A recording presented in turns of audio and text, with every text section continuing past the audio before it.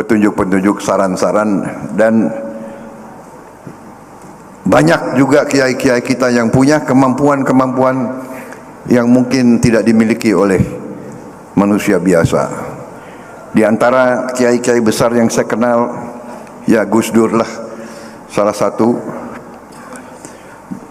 Juga banyak juga kiai-kiai yang saya kenal, Kiai Haji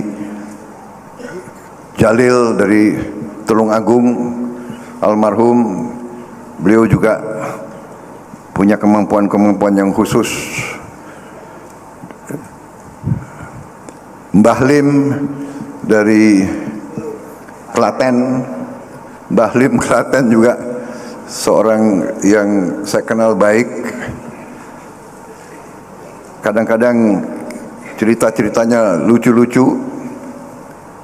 Kalau datang ke rumah saya, kemudian ya lucu-lucu. Itulah orang-orang seperti Mbah Lim. Satu saat saya Komandan Jenderal Kopassus, mau upacara di Solo, Kartusuro. Saya irup, saya datang, tapi gelap, awan gelap, sudah rintik hujan datang. Padahal ada demonstrasi dan latihan terjun payung, tapi gelap. Kemudian datang kendaraan, keluar Mbah Lim, datang. Saya mau masuk lapangan, datang, panggil saya, Mas Bos. Kemudian beliau berdiri, berdoa-doa dan sebagainya. Saya tidak tahu apa doanya. Percaya atau tidak, ini saya percaya atau tidak, saya saksinya dan ribuan prajurit baret merah. Percaya atau tidak, yang gelap itu awan, gak sampai 2 menit terang, hujan berhenti. Kemudian ya sudah ya Mas Bowo, saya pulang, langsung pulang. Jadi datang 2 menit 3 menit berdoa, pulang, terang. Akhirnya prajurit-prajurit saya bisa terjun dengan aman. Ini masalah-masalah yang pernah saya alami dengan kiai-kiai, ulama-ulama yang seperti itu. Juga ada suatu saat Gus Dur, saya juga kebetulan mungkin termasuk dekat sama Gus Dur. Dari zaman beliau belum jadi apa-apa. Tapi yaitu beliau sangat dekat dengan Mbah Lim. Mbah Lim juga pernah datang di rumah saya dan Mbah Lim mengatakan, nanti 16 tahun lagi Indonesia akan dipimpin oleh seorang kiai. Waktu itu tahun sekitar 84. Orang yang paling ikhlas kepada rakyat Indonesia itu Prabowo. Demi Allah, saya bersumpah. Presiden keempat saya juga kenal sama beliau, Gus Dur. Saya dulu tukang pijitnya Gus Dur.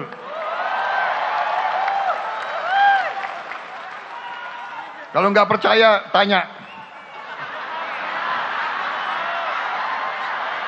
yang kenal Gus Dur. Gus Dur juga pemikirannya jauh ke depan. Saya punya kehormatan dulu, saya adalah tukang pijitnya Gus Dur. Bener gak Gus Ipul? Saksi kan? Dan kehormatan bagi saya yang boleh masuk kamar tidurnya Gus Dur. Bener. Dari mayor sampai jenderal. Terima kasih Nahdlatul Ulama. Bersama-sama kita bangun bangsa Indonesia.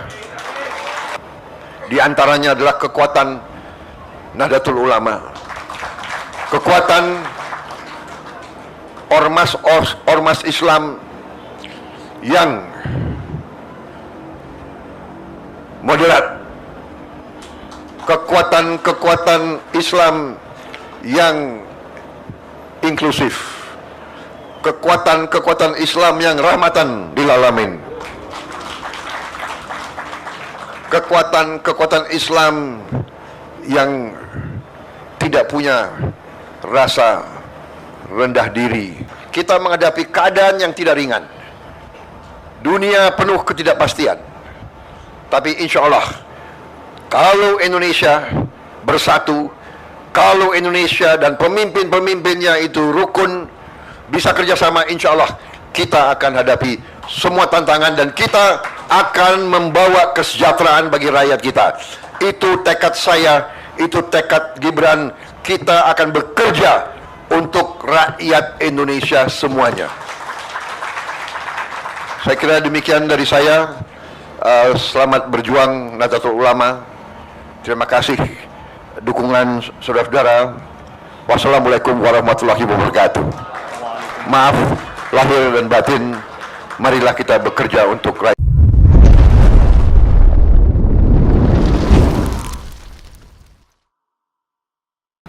Bapak dan Ibu hadirin yang kami muliakan, dalam kesempatan yang berbahagia ini selanjutnya, marilah kita simak bersama sambutan Presiden Republik Indonesia terpilih, Bapak Haji Prabowo Subianto.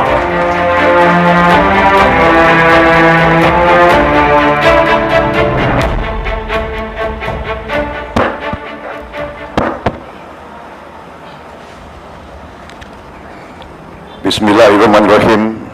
Assalamualaikum warahmatullahi wabarakatuh.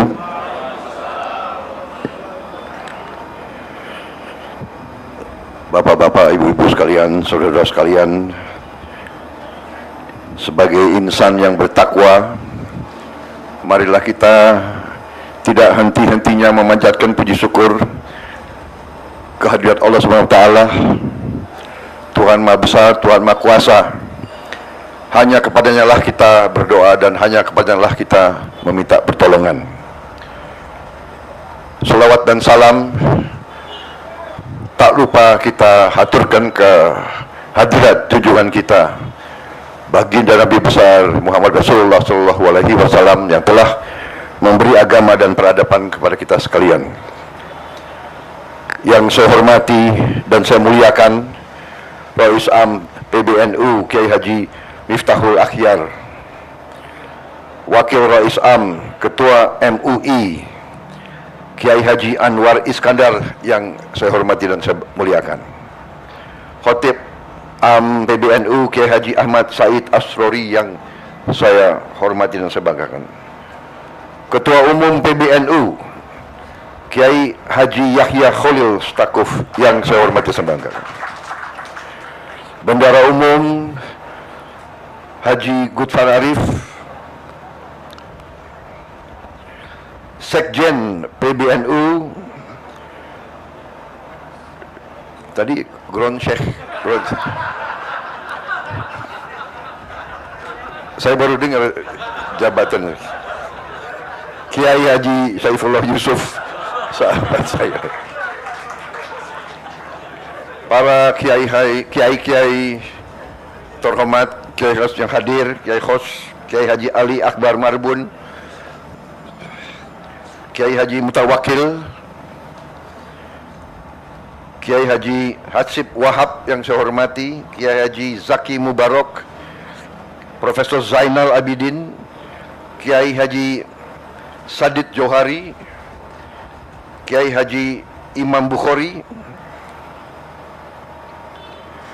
Ketua Muslimat NU Ibu Khofifah Indar Parawansa, mantan Ketua TKD mantan. Boleh nggak ya? Boleh. Ketua Fatayat NU Ibu Margaret Aliatul Maimunah,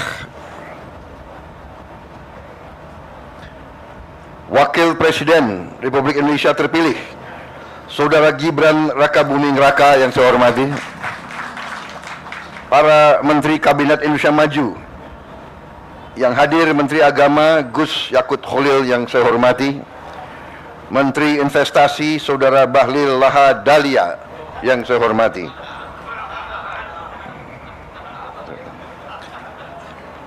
Menteri Perencanaan Nasional Kepala Bappenas Saudara Suarso Manu Arfa yang saya hormati, Menteri Kominfo Saudara Budi Ari yang saya hormati, Panglima TNI Jenderal TNI Agus Subianto yang saya hormati, Kepala Kepolisian Negara Republik Indonesia Jenderal Polisi Listio Sigit Prabowo yang saya hormati,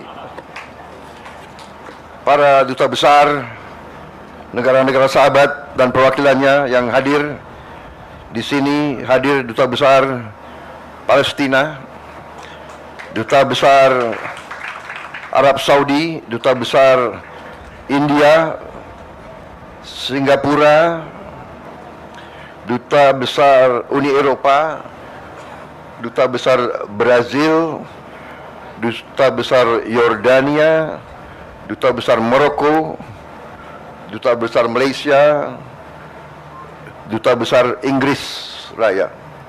Terima kasih.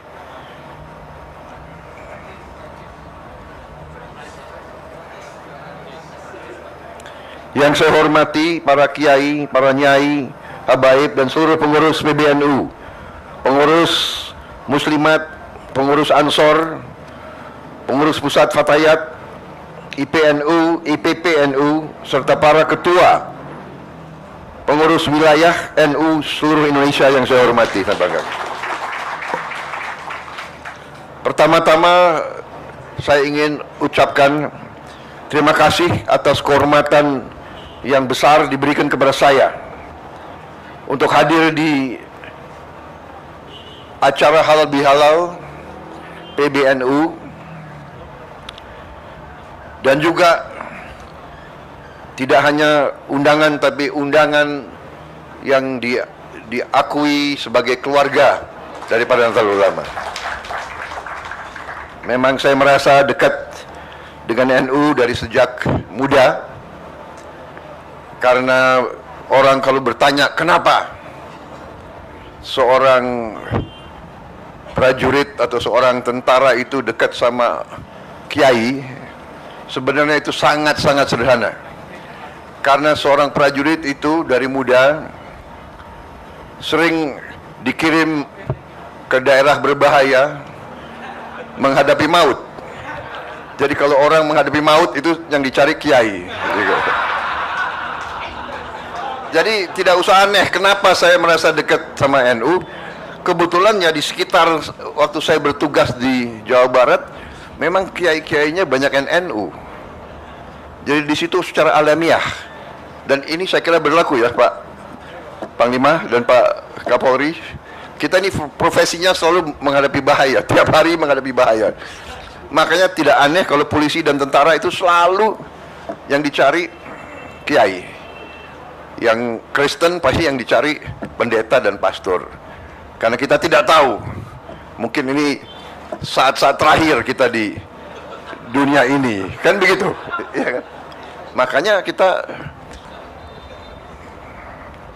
tapi yang nggak begitu bagus, begitu kita pulang tugas selamat, nah kadang-kadang yang dikunjungi bukan kiai dulu.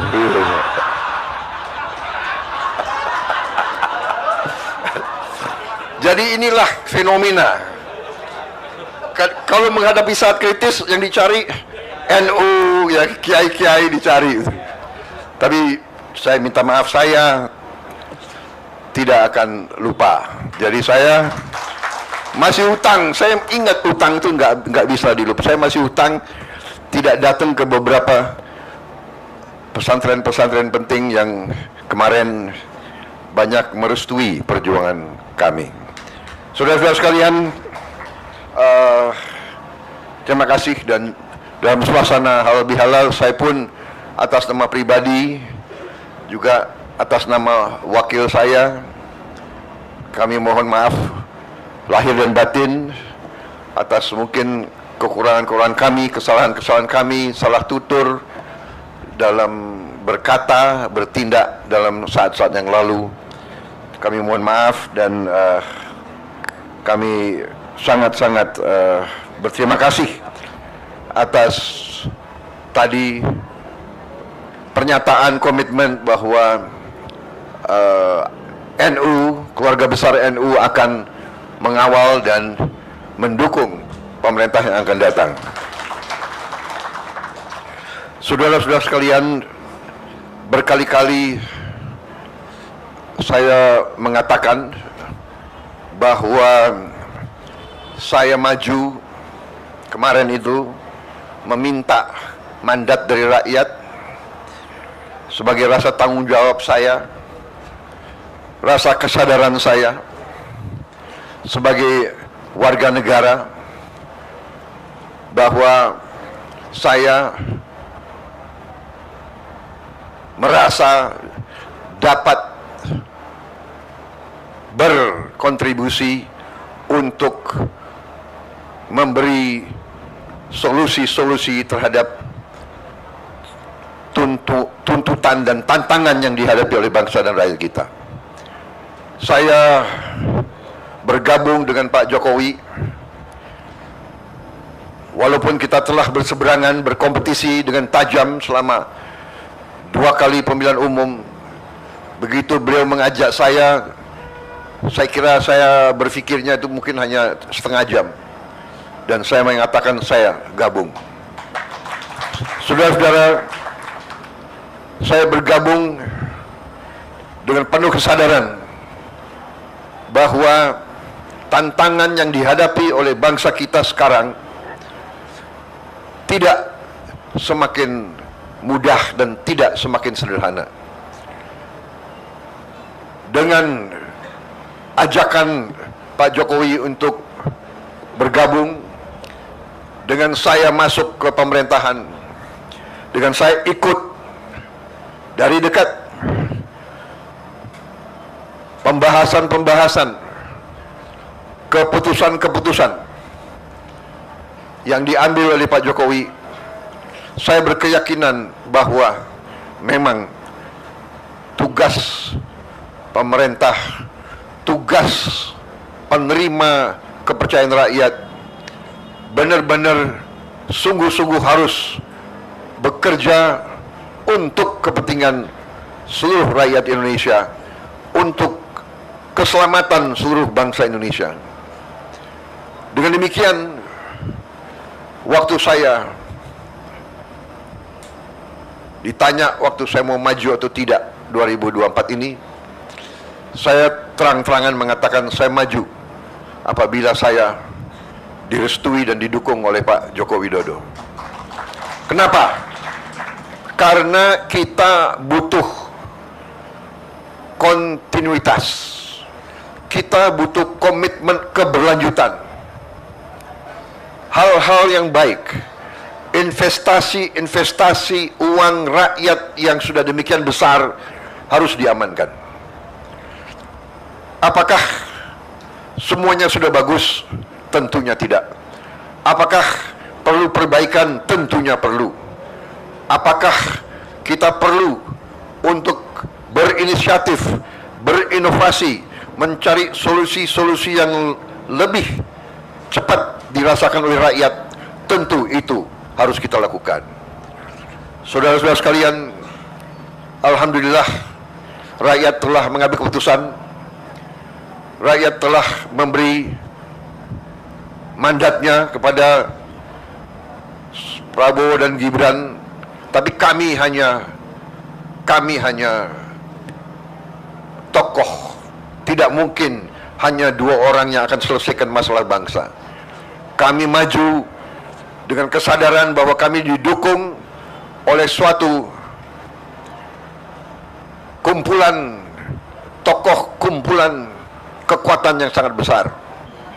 Kami merasa itu dan kami membutuhkan itu. Di antaranya adalah kekuatan Nahdlatul Ulama, kekuatan ormas Islam yang moderat, kekuatan Islam yang inklusif, kekuatan Islam yang rahmatan lil alamin, kekuatan Islam yang tidak punya rasa rendah diri, punya kepercayaan besar. Karena itu, dengan dukungan kekuatan-kekuatan ini juga dari kekuatan-kekuatan unsur-unsur lain, unsur Nasrani, unsur Hindu, unsur Buddha, unsur semua kelompok di Indonesia. Kita bersama-sama akan menjaga keselamatan bangsa. Kami merasa tugas utama kami adalah menjaga kekayaan Indonesia, agar kekayaan Indonesia bisa dinikmati, dirasakan oleh seluruh rakyat Indonesia. Karena itu, strategi dan program yang sudah dirintis oleh Pak Joko Widodo dan pemerintah beliau, kami anggap adalah landasan fondasi yang sangat kuat. Dan kami akan membangun di atas fondasi itu. Saudara-saudara sekalian, saya kira tidak akan lama saya bicara di sini, ya. Kelemahan seorang politisi kalau dikasih podium nggak mau berhenti-berhenti bicaranya itu. Saya tidak akan ulangi apa program kami sudah jelas, tapi intinya adalah setelah saat-saat ini menunggu penyerahan mandat yang final tanggal 20 Oktober yang akan datang, masa ini kami gunakan sebenar-benarnya dan sesungguh-sungguhnya untuk menyiapkan diri. Kami belajar masalah, kami kumpulkan para pakar, kami diskusi dengan semua unsur untuk kami rumuskan langkah-langkah sehingga tanggal 20 Oktober nanti dengan penyerahan mandat tidak akan ada vakum, tidak akan ada waktu yang terbuang. Dan untuk itu saya harus sampaikan di sini betapa besar Pak Joko Widodo menyiapkan saya. Saudara-saudara sekalian, beliau seorang yang boleh saya katakan sangat teliti. Beliau sangat teliti. Mungkin karena itu saya kalah 2 kali sama beliau itu. Tapi saya juga tidak kalah akal. Kalau 2 kali kalah, lebih baik kita belajar dari orang yang menang gitu. Tapi sampai sekarang pun beliau memperhatikan, dan saya merasa saya disiapkan benar-benar. Kemarin-kemarin saya masih dipanggil Menhan kan, sekarang sudah lebih akrab Mas Bowo. Jadi Mas Bowo nanti harus berangkat ke sini, ketemu ini. Jadi beliau yang saya siap Pak, siap. Benar, saya ke Tiongkok atas petunjuk beliau, ke Jepang. Sekarang saya diperintahkan untuk ke Timur Tengah, sangat penting. Jadi saya kira demikian, saudara-saudara sekalian. Saya sekali lagi merasa besar hati dengan dukungan dari Nahdlatul Ulama. Saya hari ini sangat senang hati saya karena saya dianggap keluarga NU. Padahal memang saya merasa keluarga NU dari dulu. Saya kenal Gus Ipul, maaf Pul, masih pakai sandal beliau itu. Jeansnya nggak tahu berapa hari nggak dicuci itu. Sekarang sudah, ya.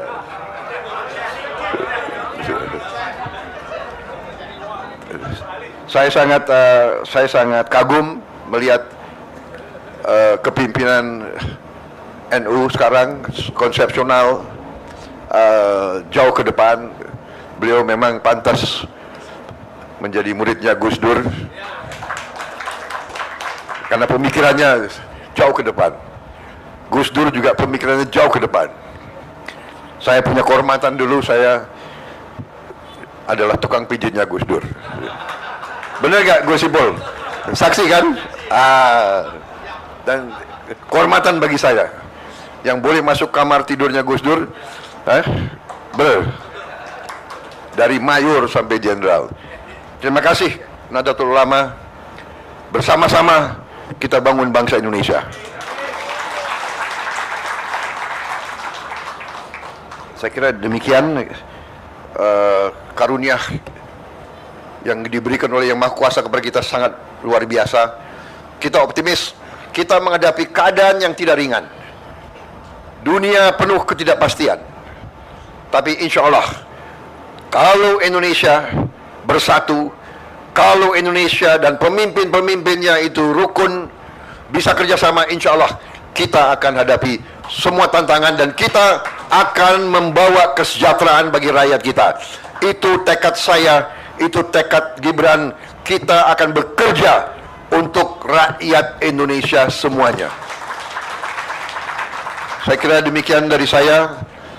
Selamat berjuang Nahdlatul Ulama. Terima kasih dukungan saudara-saudara. Wassalamualaikum warahmatullahi wabarakatuh. Maaf lahir dan batin. Marilah kita bekerja untuk rakyat kita. Itulah tadi pidato dari Bapak Prabowo Subianto yang menandakan bahwa Bapak Prabowo mengakui kesaktian serta ilmu-ilmu dan karomah dari ulama pribumi. Di dalam pidato Prabowo tidak menyebutkan kata Habib, namun kita bisa mengartikan bersama bahwa Bapak Prabowo lebih percaya ulama pribumi ketimbang dari kabib-kabib yang dari Yaman. Bagaimana menurut pendapat teman-teman semua? Silahkan lanjut di kolom komentar. Terima kasih selalu support Arman Al-Fatih. Kita jumpa lagi di video selanjutnya. Assalamualaikum warahmatullahi wabarakatuh.